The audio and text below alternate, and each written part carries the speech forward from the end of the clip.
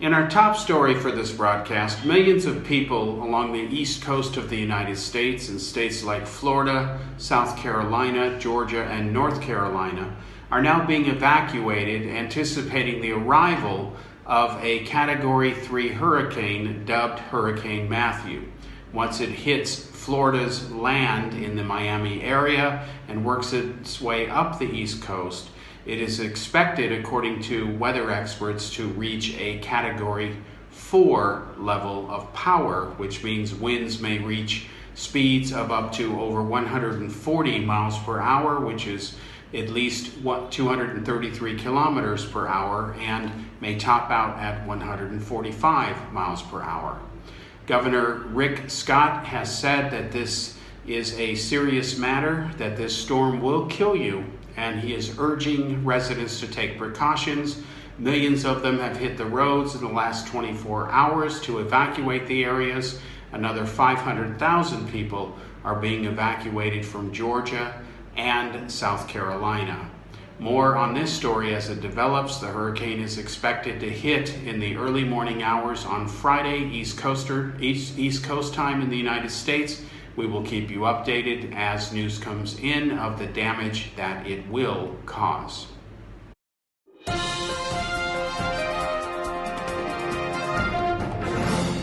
Relations between Russia and the United States have reached a new low under the Obama administration and, of course, Russian President Vladimir Putin's current term in office.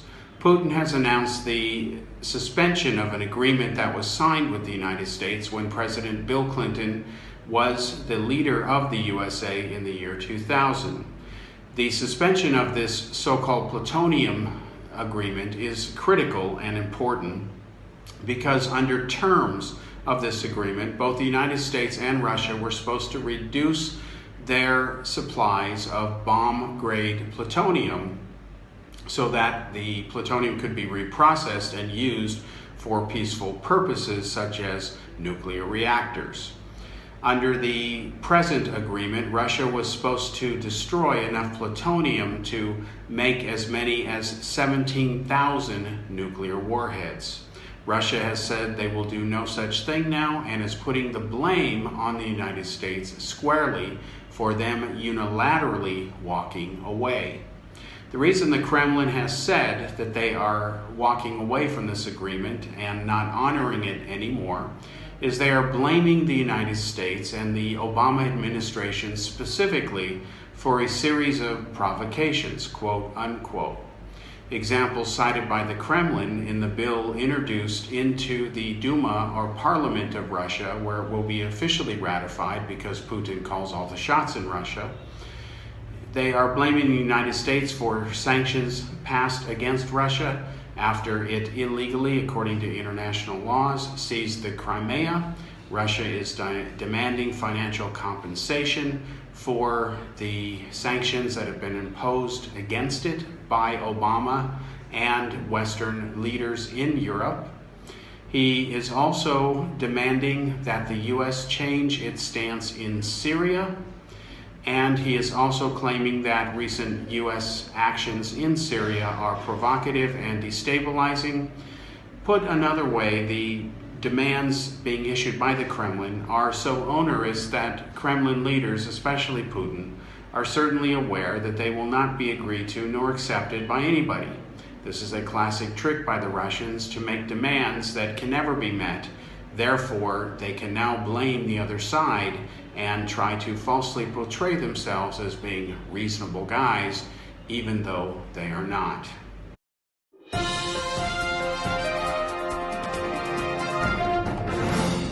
In the aftermath of the vice presidential chaotic debate in the United States held just a few days ago between Hillary Clinton's vice presidential candidate Tim Kaine versus Donald Trump's vice presidential candidate Mike Pence, polls indicate that Pence won the debate. This is worrisome news for Hillary Clinton's campaign because, according to surveys, she won the first debate over her opponent, Donald Trump. Mike Pence was calm and collected during the debate. Why can't I talk today? He didn't fall for some of the tricks that Kaine had baited him with. Kaine repeated Pence at least 72 times, according to people who bothered counting, and the moderator was so incompetent that she lost control of the debate and allowed both sides to interrupt each other. They even ignored her when she asked them not to do that. Voters were disgusted over the performance of Hillary's running mate because he kept interrupting and raising issues which had nothing to do with the subject. He had a laundry list that was clearly rehearsed and scripted that went ahead and kept attacking Trump and Pence over various issues, even when they were discussing entirely different subjects at the time. Hillary Clinton has pretty much disappeared as of recent from the campaign trail. She is preparing for her upcoming debate against Trump on Sunday. Hillary Clinton's camp, if they have their way, will look to score a final knockout blow against Donald Trump and try to claim a second victory in their debate series that will put enormous pressure on Trump to pull a rabbit out of his proverbial hat in the third debate that will be scheduled after this one. People are saying that Donald Trump's performance must improve. There's no question that it must. He allowed, foolishly, for Hillary Clinton to get under his already thin skin. Hopefully he won't do that in the next debate. It would be a welcome relief in the eyes of most people, this journalist included, if the candidates would stop the personal attacks against each other, which is what they are famous or infamous for, and instead focus on policies and what it is that they claim they're going to do to help the American people and improve things across the board should they become the next president of the United States.